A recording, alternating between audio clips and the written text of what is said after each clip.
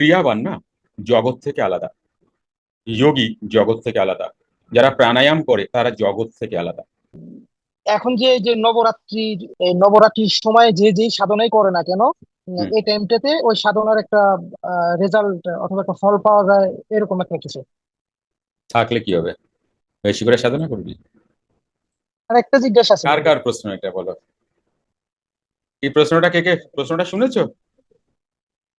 যে নবরাত্রি বা এই ধরনের, হ্যাঁ হ্যাঁ হ্যাঁ, নবরাত্রি বা এই ধরনের বিষয়ে, অমাবস্যা পূর্ণিমা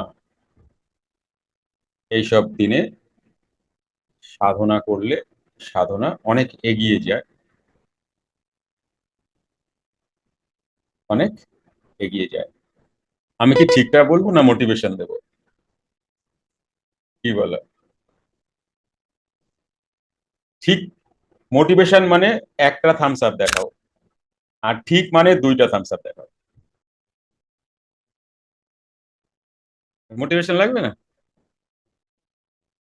আচ্ছা, বেশ।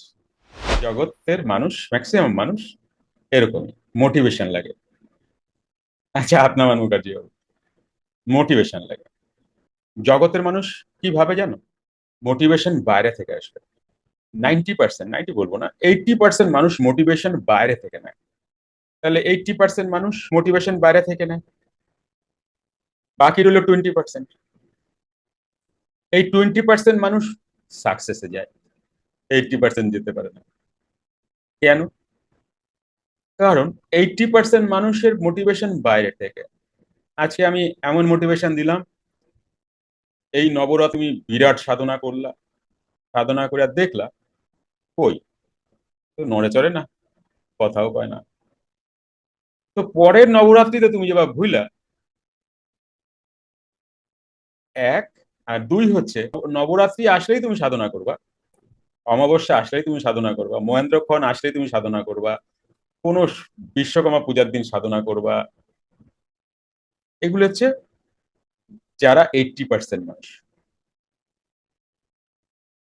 তুমি কোনোদিনও ডেভেলপ হতে পারো না যতক্ষণ তোমার নিজের ভেতরে মোটিভেশন না আসবে, ভেতরকার মোটিভেশন। এই কারণে তোমাকে জানতে হয় কেন আমি করব।